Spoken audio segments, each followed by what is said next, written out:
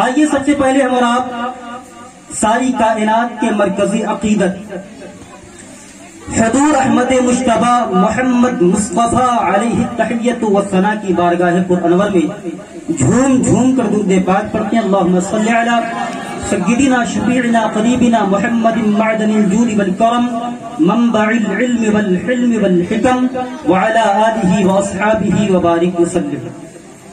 برادران ملت اسلامیہ، پہلی بار میرا آنا آپ کے اس شہر میں ہوا ہے اور آپ حضرات سے صرف میری ایک ہی گزارش ہے کہ آپ حضرات نہایت اطمینان کے ساتھ بیٹھ کر ایک ایک لفظ کو بغور سماعت فرمائیں۔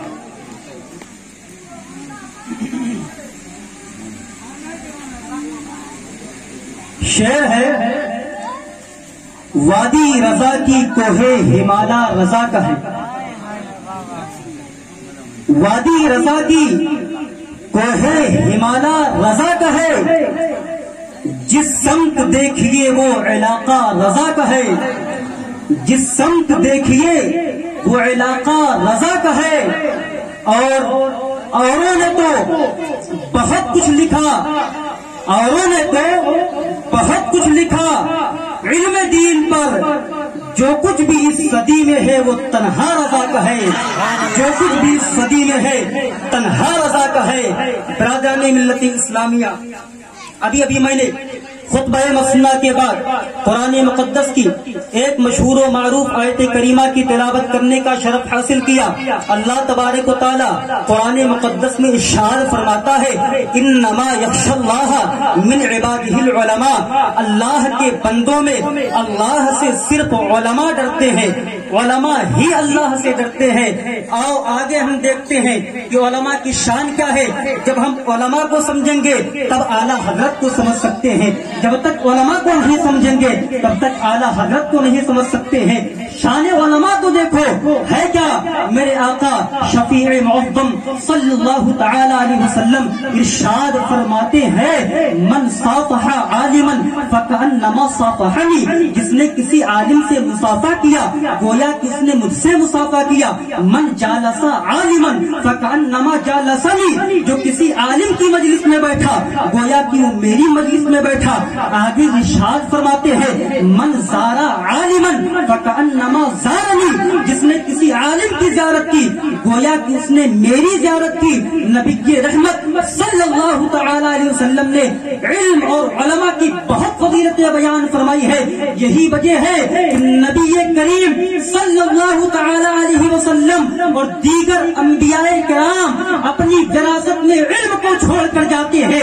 جو بندہ علم حاصل کرتا ہے وہ نبی کا وارث کہلاتا ہے، وہی نبی کے پاک صلی اللہ علیہ وسلم کا وارث کہلاتا ہے۔ جو عالم ہوتا ہے دولت دے کر کسی کو وارث بنا کر نہیں جاتے ہیں بلکہ علم عطا فرماتے ہیں۔ علم والے کو نبی کے پاک صلی اللہ تعالی علیہ وسلم نے اپنا وارث قرار دیا ہے۔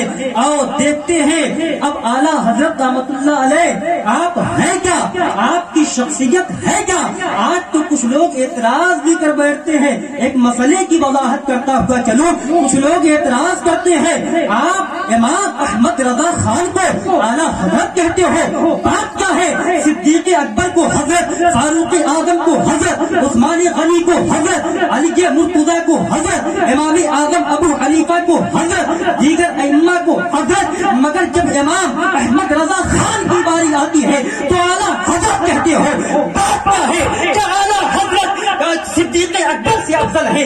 کیا اعلیٰ حضرت عثمان غنی سے افضل ہے؟ آخر کہتے ہو تو اعلیٰ حضرت کیوں کہتے ہو؟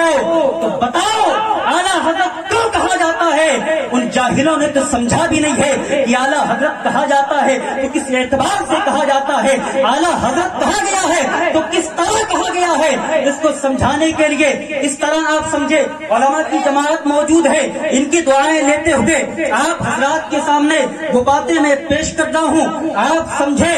اعلیٰ اس میں تفضیل کا صیغہ ہے، علماء موجود ہے، اعلیٰ اس میں تفضیل کا صیغہ ہے اور کل ہوتا ہے دوسرا مفضل علیہ ہوا کرتا ہے۔ اب دیکھو اعلیٰ حضرت جو ہے اس میں مفضل علیہ ہے کون؟ مفضل علیہ کس جگہ پر موجود ہے؟ ہے، اس کی مثال میں آپ کو اذان سے دیتا ہوں. آپ اذان پکارتے ہیں، کہتے ہیں اللہ اکبر اللہ اکبر. مجھے بتائیں اللہ اکبر میں اکبر اس میں تفضیل کا صیغہ ہے جسے پاور ناؤن کہا جاتا ہے. آپ ذرا بتائیں مفضل علیہ ہے تو کہاں ہے اس میں؟ تو آپ کو کہنا پڑے گا یہاں پر مفضل علیہ مکتوب ہے، مفضل علیہ یہ ہے اللہ اکبر من کل شیء، اللہ ہر شے سے بڑا ہے. اب دیکھنا ہے امام محمد رضا خان فاضل بریلوی علیہ رحمتوں پر کسبان افضل ہے تو مفضل علیہ ہے کون؟ جس پر فضیلت ہے. قرآن کی آیت سنو، ہر انسان کو ایک دور میں فضیلت دی جاتی ہے. بنی اسرائیل کے متعلق سورۃ البقرہ میں رب تبارک و تعالیٰ ارشاد فرماتا ہے، اللہ رب العزت ارشاد فرماتا ہے یا بنی اسرائیل اذکروا نعمتی التی انعمت علیکم وانی فضلتکم علی العالمین. اے اولاد یعقوب، اے بنی اسرائیل، میری ان نعمتوں کو یاد کرو جو میں نے تم پر وہ نعمتیں کی ہے اور یہ کہ میں نے تمہیں سارے جہان پر فضیلت عطا فرمائی ہے. اب بتاؤ کیا کوئی بندہ کھڑا ہو کر کہہ سکتا ہے کہ قرآن مقدس نے کہہ دیا ہے بنی اسرائیل سب سے افضل ہے؟ لفظ عالم کا استعمال نہیں ہوا ہے، لفظ عالمین جمع کا صیغہ ہے، جمع کا استعمال ہوا ہے. آخر جب جمع کہہ دیا گیا پتہ یہ چلا کہ ان کو تمام جہان پر فضیلت حاصل ہے. مگر قرآن کی دوسری آیت کریمہ ہے، دوسرا پارا ہے، رب تبارک و تعالیٰ فرماتا ہے وَكَذَلِكَ جَعَلْنَا أُمَّةً وَسَطًا لِتَكُونُوا شُهَدَاءَ عَلَى النَّاسِ وَيَكُونَ الرَّسُولُ عَلَيْكُمْ شَهِيدًا. ایسے ہی ہم نے تمہیں درمیانی امت بنایا، بہترین امت بنایا. اب بات یہاں سے سمجھیے، بنی اسرائیل کو فضیلت دی گئی تو بتاؤ کیا بنی اسرائیل امت محمدیہ سے افضل ہے؟ بنی اسرائیل امت محمدیہ سے افضل ہے؟ نہیں. تو کہنا پڑے گا بنی اسرائیل کو جو فضیلت دی گئی تھی اپنے زمانے کے اعتبار سے تھی. اعلیٰ حضرت کو، امام محمد رضا خان کو اعلیٰ حضرت کہا گیا تو اپنے زمانے کے اعتبار سے کہا گیا. وہ مفضل علیہ اس زمانے کے علماء قرار دیے جاتے ہیں، اس لیے اعلیٰ حضرت کو اعلیٰ حضرت کہا جاتا ہے. یہ ہے اعلیٰ حضرت. مگر جن کے دلوں پر زنگ لگا ہو وہ کیا شان اعلیٰ حضرت کو سمجھ سکیں گے؟